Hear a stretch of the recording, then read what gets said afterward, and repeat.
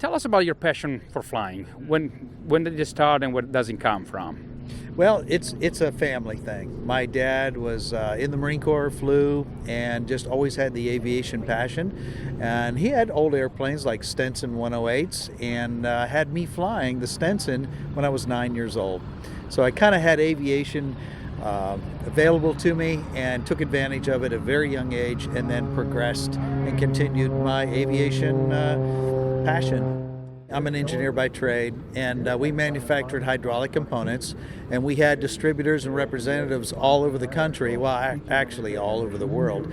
And so we had corporate aircraft, and so it allowed me to continue my aviation career in a professional manner, flying corporate, and then it expanded over to the Warbirds. And my dad and I had a passion about the Warbirds, so we would buy them, restore them, fly them, work on them, and that was our passion.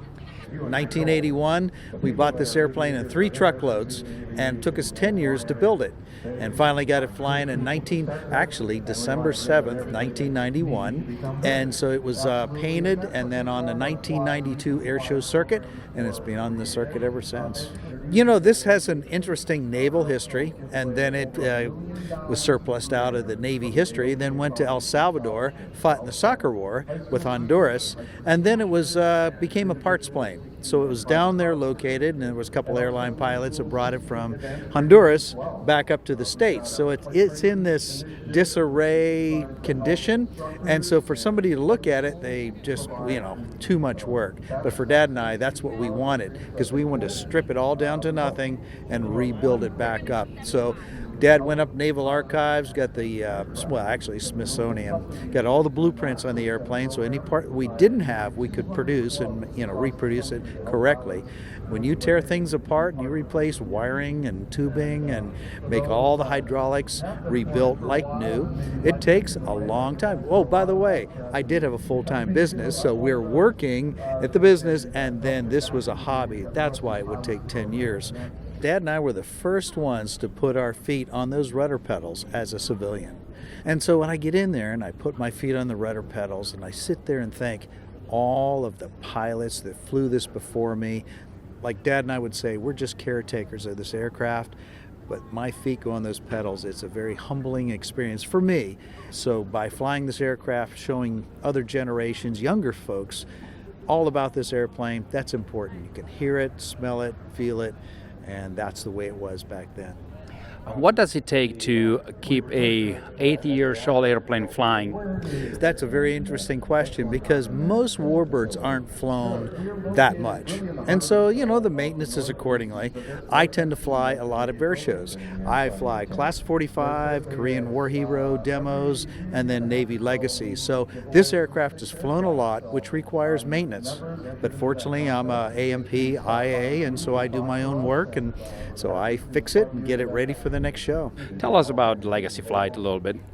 Well, Legacy Flight was created many years ago, back in 1990s, I believe it was. And by the time the 2000s hit, we actually had a program and an organization that was recognized by the Navy, because you had to cross-train, and you had civilian assets flying with military assets. There's liability exposure. The military gets a little, they want to know who the pilots are. So we have currently 7 to 9 civilian pilots that we train together, we fly together, and we execute those trained procedures in the airshow field. So we're very safe and sound. What are the challenges for you as a Corsair pilot to fly with an F-18? Well, first of all, we are the leads. We guide the flight, and so that's what we have to do. We're in charge, and so we always have to protect the Navy asset that we're flying with. And so we've been trained, we execute it, we have to run very hard, we have to be very predictable. So I have to keep high speeds so they have plenty of extra cushion as we go through the maneuvers.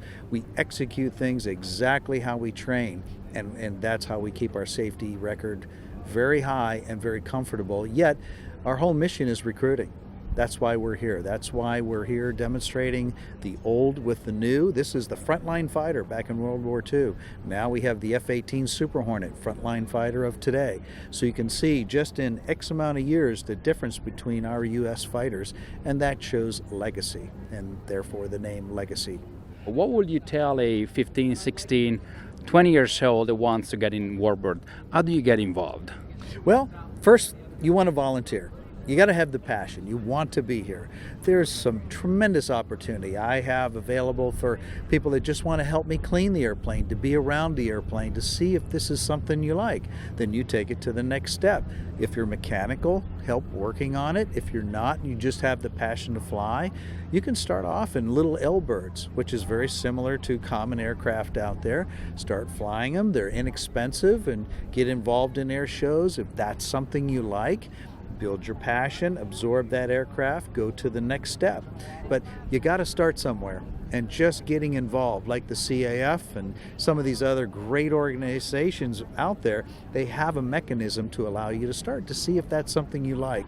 And if you do, follow your passion. Work hard and follow your passion.